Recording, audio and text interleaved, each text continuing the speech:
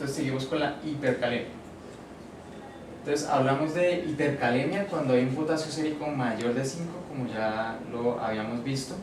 Este trastorno, digamos que es menos común en pacientes hospitalizados que la hipocalemia, pero igual sigue pasando de 1 al 10% de los pacientes hospitalizados, pero este sí tiene una mortalidad mucho más elevada, que es hasta el 42% escrito en la literatura. Este es mucho más peligroso que la hipocalemia incluso.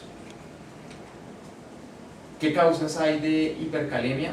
Tenemos la pseudohipercalemia, que es una falsa hipercalemia que a veces no tiene efectos y nos podemos equivocar en la corrección. La otra es la ingesta excesiva, que también es rara y no pasa en la mayoría de los casos. Tiene que ser demasiado contenido de potasio ingerido. Lo otro es la redistribución, igualito que vimos en la fisiopatología, y disminución en la excreción renal, y medicamentos igual que en la hipocalemia. Estas son las Faltaría una intrahospitalaria que es la principal de todas, se llama iatrogenia. Sí, esta la vamos a ver en la pseudohipercalemia y la de redistribución. Entonces, pseudohipercalemia es un incremento artificial de los niveles de potasio, y tenemos estas causas. Una de las más comunes es la venopunción, la técnica de la venopunción que se tenga durante la toma de la muestra, que puede causar contracción del antebrazo, porque va a haber expulsión de potasio por parte del músculo. Acordarnos que el músculo es quien más tiene potasio de las células. Entonces, contracción del antebrazo. Uso de torniquete, que a veces lo usaban y es bien común porque va a haber una ruptura parcial de células musculares y expulsión de potasio circulante. Y el otro es el cierre excesivo del puño, que le dicen que es abre y cierra el puño al paciente para que se vean las venas. Puede causar un falso positivo de hipercalemia. Esto en la clínica de la venopunción. Lo otro, causas hematológicas: trombocitosis, leucocitosis y eritrocitosis. Esto principalmente primero pues por reproducción, pero después por lisis de las células, ya sea a nivel del vaso o intravascular, puede producir hipercalemia. Lo otro es ansiedad, que también está relacionado con venopunciones. El paciente que hiperventila o tiene eleva su frecuencia respiratoria, que causa alcalosis respiratoria. Y lo otro, que es ya directamente cuando ya se toma la muestra de sangre, la contaminación con EDTA, que es el anticoagulante que tiene el frasco, porque tiene potasio. Esto es potasio de EDTA.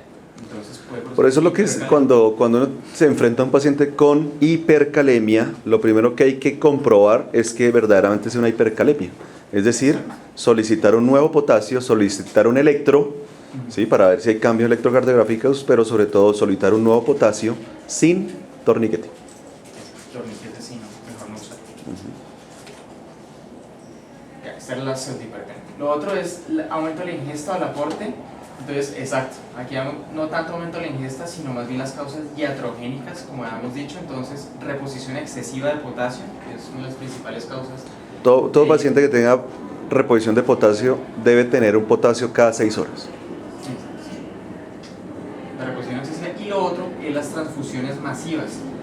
Tantos eritrocitos circulantes, como hemos visto acá, eritrocitosis, puede lisarse después a nivel vascular y producir hipercalemia. O sea que las transfusiones masivas también pueden producir aumento del potasio sérico. Y lo otro, ya a nivel más fisiológico, es la redistribución. Entonces aquí hablaban de infusión de soluciones hipertónicas que producen hipercalemia, y la razón es que las soluciones hipertónicas van a producir una acidosis dilucional por expulsión, sacan el flujo iónico de la célula adentro hacia afuera es mucho mayor. Claro, uno por componente osmótico arrastra agua, pero no solamente arrastra agua del interior de la célula, sino se van electrolitos. Incluyendo salida de potasio. Y esto va a tener implicaciones en el estado ácido-base, pero lo otro también es que por soluciones hipertónicas puede pasar que haya hemólisis. Y si hay hemólisis, otras de las células que vimos que tenían bastante potasio son los eritrocitos, pues aumenta el potasio circulante. Y por esto, a veces con hipertónicas, se puede producir hipercalemia y hay que estar pendiente. Y aquí tenemos la acidosis metabólica y la razón por la cual Ujú. puede producir la hipercalemia puede producir acidosis metabólica, y la razón está acá. Este es el antiportador sodio hidrogeniones, y la acidosis lo que va a hacer es bloquear este antiportador, porque lo que hace este antiportador es sacar el hidrogenión de la célula para hacer, digamos, homeostasis del estado ácido-base, pero si hay mucha cantidad de hidrogenio acá por acidosis metabólica, lo que va a hacer es bloquearlo, y se bloquea también la bomba sodio-potasio. Entonces el potasio se va a quedar afuera de la célula, y si el potasio queda afuera de la célula, va a haber hipercalemia y acidosis metabólica en ese sentido. Entonces por eso la hipercalemia va a tener acidosis metabólica por bloqueo del antiportador sodio hidrogeniones y bomba sodio-potasio. Digamos que no es tanto la hipercalemia, sino la acidosis, ¿no? Si usted tiene acidosis, ¿cierto? Si usted tiene acidosis, ¿qué sucede? Se bloquea ese antiportador, ¿cierto? Yo lo bloqueo ahí, donde está señalando. Y entonces, ¿qué pasa? Entonces, este antiportador lo que hace, igual, sacar el hidrogenio. Entonces no sale hidrogenio porque ya tengo acidosis. Si no tengo, si no... Entonces se queda aquí todo el sodio y la bomba sodio-potasio. Lo que va a hacer es lo que va a hacer es expulsar sodio, y la bomba sodio-potasio se va a bloquear. O sea que no va a meter más potasio a la célula. Ajá. Es decir, hipercalemia. También. La acidosis produce hipercalemia. También. Entonces, pero bueno. Sí, la acidosis metabólica, por eso, bloquea este antiportador, Sí. no se va a expulsar No sale sodio, porque es que eso es un... sí, es un antiportador, exactamente. Entonces, yo retengo el hidrogenión. Si retengo el hidrogenión, ¿qué pasa? ¿Qué pasa con el sodio? ¿Dónde queda? Adentro. Y si queda adentro el sodio, se dispara la bomba sodio-potasio ATPasa. Saca sodio y mete el potasio, ¿cierto? ¿Y entonces qué produce? ¿Produce hipocalemia o hipercalemia? No, hipercalemia. La acidosis. ¿Por qué? Es que el mecanismo es este. Es el antiportador. No va a sacar. No sale de hidrogenión. Porque ¿qué es lo que hace la bomba sodio-potasio? La bomba sodio-potasio lo que hace es meter el potasio y sacar el sodio. Sí, lo normal, pero es que el problema es ahí donde usted está señalando. Si yo tengo un hidrogenión allí, ¿cierto? Pues es decir, yo no saco el hidrogenión. No lo saco. Si no saco el hidrogenión, ¿qué pasa con el sodio? Se queda afuera de la célula, Exacto. ¿cierto? No entra. No entra porque eso es un antiporte hidrogenión-sodio. Entonces el sodio queda afuera. ¿Qué pasa después? Pues el sodio queda afuera, la bomba sodio-potasio pues no va a funcionar porque todo el sodio está afuera. Exactamente. Entonces no va a meter potasio y el No potasio mete se va a potasio, o quedar sea, a se nivel bloquea la bomba sodio-potasio Exacto. ATPasa. Y al bloquearse la bomba Se queda todo sodio-potasio, el potasio a nivel se extracélular, queda todo el y eso es potasio. hipercalemia. Exactamente. Entonces la acidosis produce Hipercalemia. hipercalemia. Muy bien. Y aquí se habla que cuando hay un aumento entre 0.3 y 1.1, por cada 0.3 y 1.1 que vaya subiendo el potasio, el pH va a descender 0.1. Eso lo vamos a tener clínicamente así. Y se puede calcular qué tanto potasio puede producir, cuánta acidosis. Lo otro es la redistribución por inhibición de la bomba sodio-potasio ATPasa. Entre los principales tenemos la digoxina, porque esta bloquea la bomba sodio-potasio y fisiológicamente pues no va a meter potasio en la célula y va a quedar circulante. Lo otro es los beta bloqueadores, porque como hemos visto las catecolaminas actúan estimulando esta bomba, pero si bloqueamos ese efecto de las catecolaminas pues no se va a estimular y va a quedar el potasio fuera de la célula. Y lo otro es la insulinopenia. Es lo mismo que hemos visto pues en fisiología. Si no hay insulina para el estímulo, pues no tanto de la bomba sino del antiportador que ya hemos visto, hidrogenión sodio, no se va a estimular la bomba. Entonces la insulinopenia también tiende a producir hipocalemia. Aquí entra la redistribución, también colocaban en los libros la acción de la succinilcolina en pacientes que se utilice la succinilcolina, que es un relajante muscular de tipo despolarizante. Y el mecanismo es que la succinilcolina lo que va a hacer es sobreexpresar, esto es lo normal, los canales de potasio son los que va a actuar la succinilcolina para la despolarización de la célula, pero lo que va a hacer eso es normal. Y lo que hace la succinilcolina es la sobreexpresión de estos canales de potasio a nivel de la membrana celular. O sea, aquí ya hay muchos más canales de potasio, lo que va a hacer es mucha más expulsión de potasio al líquido intersticial de la sangre, y eso se va a traducir en hipercalemia. Es una sobreexpresión de canales de potasio. Eso era a nivel celular, la redistribución. Y ahora vamos a ver la excreción disminuida a nivel renal.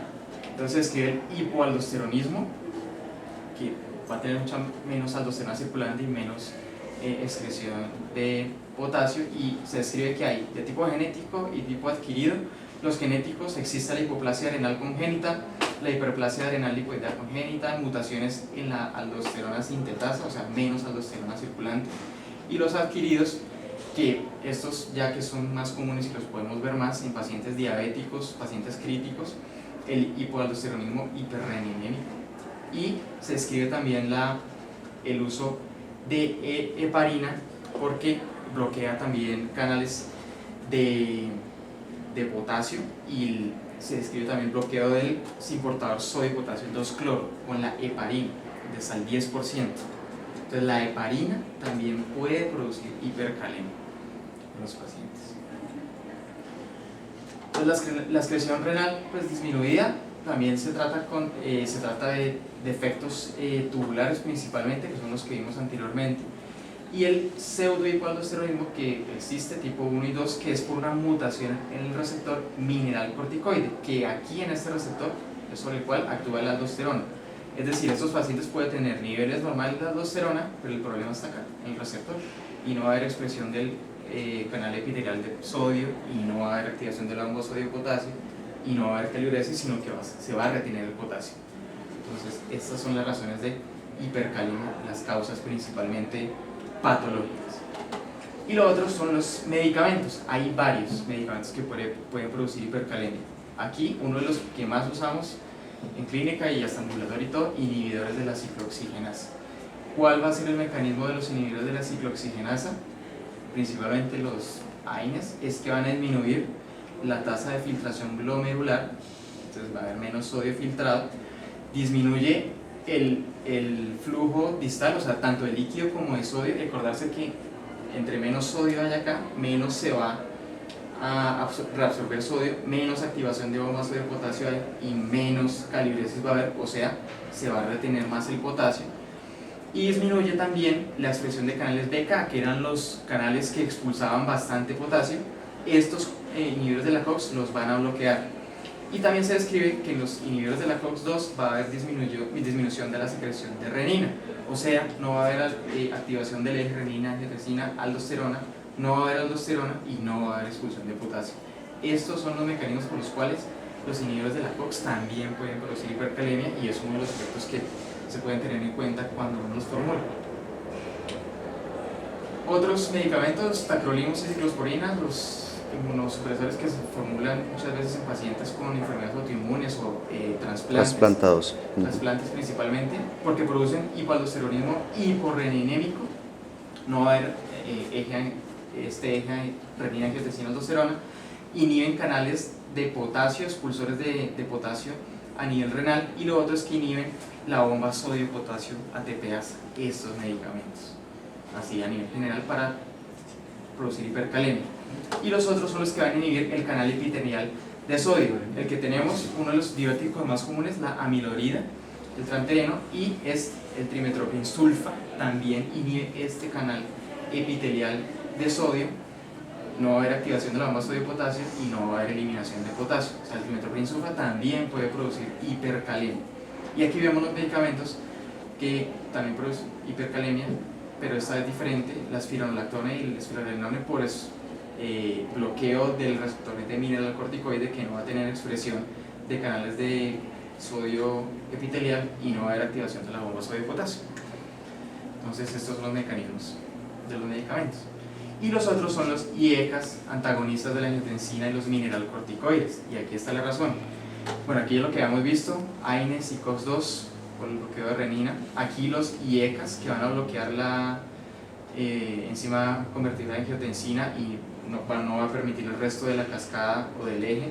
Y la espironolactona, que bloquean directamente el receptor de mineralocorticoide y no van a dejar actuar la aldosterona, y en el túbulo renal, como hemos visto, el receptor epitelial de sodio, la trimmetoprim, la milorida y los demás.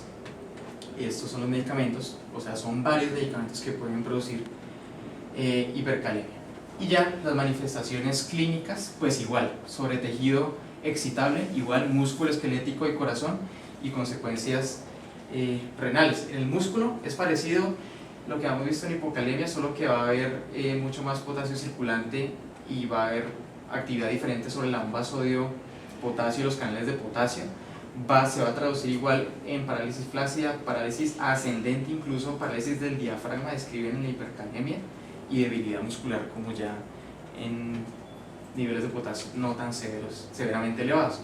Y en el corazón, que es la causa de mortalidad de la hipercalemia, está igual la razón. Aquí vemos el potencial de acción igualito como lo hemos visto anteriormente, pero aquí lo que pasa en la hipercalemia es que va a disminuir el potencial de membrana, o sea, este que está acá, este potencial de membrana, que le va a tomar llevar a la célula llegar al umbral, va a ser mucho menos, por ahí acá, porque va a estar muy positiva la célula, con carga positiva la membrana, le va a costar menos llegar al umbral, requiere menos estímulos para la despolarización, y se va a despolarizar mucho más tiempo y más rápido, y la repolarización también va a ser más rápida por expresión de canales de potasio, porque la célula sensa la hipercalemia. Esto se va a traducir en que disminuye la concentración de calcio citosólico, porque va a estar en constante repolarización también, y esto se va a traducir en T picudas, que es una de las características que tenemos en la hipercalemia, y acortamiento del QT. A pesar de que se alarga o se amplía el QRS. Esto al principio.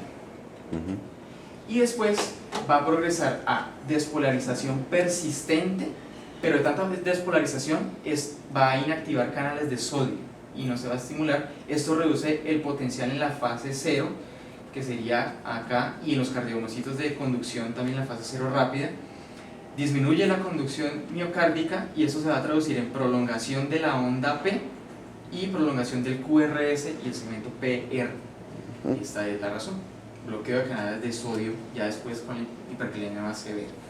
Y finalmente, cuando ya la hipercalemia es muy severa, va a haber pérdidas de ondas P, ensanchamiento progresivo del QRS, y finalmente este QRS se va a fusionar con la onda T, y eso se va a llamar, a veces lo llaman ritmo sinoventricular o idioventricular, y aquí lo vemos reflejado. Y esto es interesante porque ponen de acuerdo a los niveles del potasio qué tan elevado estén las manifestaciones. Entonces, de 5.5 a 6.5, que es una hipercalemia severa, que aquí lo vemos de una vez la clasificación, T picudas y prolongación del PR. De 6.5 hasta 8, que es una hipercalemia severa, ya se pierde la P, se va prolongando el QRS y va a haber elevación un poco del ST. Ya aquí empieza a haber ectopias, arritmias, ¿ya? Y en la severa, más de 8, como la hemos visto, se prolonga ya demasiado el QRS y se fusiona con la T. Es una onda sinusal, un ritmo idioventricular, y aquí ya empieza a haber desviaciones del eje, bloqueos de rama, bloqueos fasciculares, y progresa a fibrilación ventricular y a asistolia. Es importante también decir que a pesar de que alguna literatura menciona eso, que la hipercalemia se clasifica en leve, moderada, severa, pero hay algunos pacientes que con potasio ya de 6.5 hacen cambios electrocardiográficos y hacen asistolia. Entonces, digamos que no es tanto como la hipocalemia, donde uno ya lo tiene claramente definido en hipocalemia leve, moderada, severa. Sí. Aquí, aunque a pesar de que los libros lo mencionan, es importante resaltar que algunos pacientes con hipocalemia moderada, o inclusive en algunos leve, pueden ya tener cambios electrocardiográficos. Y esa es la razón de la mortalidad de la hipercalemia, las arritmias. Puede producir bradicardia sinusal, como ya lo hemos visto, el ritmo idioventricular, taquicardia ventricular, finalmente fibrilación ventricular y asistolia, por los mecanismos que ya habíamos visto. Esto era el corazón. Y las consecuencias renales es que la hipercalemia va a producir acidosis a nivel también renal, no solo en las células sino también renal, pero un mecanismo diferente, es por la reducción en la excreción de amonio, porque el amonio va a pasar también por el importador sodio, potasio, cloro, y la razón es que el radio iónico, el tamaño que tiene el amonio, es igual al del potasio o parecido, o sea que cabe también por ese importador y aprovecha a pasar por acá para ser eliminado. Lo que pasa es que de tanto potasio que va a haber a nivel del intersticio, el riñón lo va a tratar de eliminar, como lo hemos visto al principio en la fisiología, a nivel del colector, y este potasio va a reemplazar este amonio, y si no se expulsa este amonio, esto se va a traducir en acidosis. Esta es la otra razón y la consecuencia renal ya más a largo plazo, por la cual la hipercalemia puede producir acidosis a nivel renal por este intercambiador, el amonio. Y listo.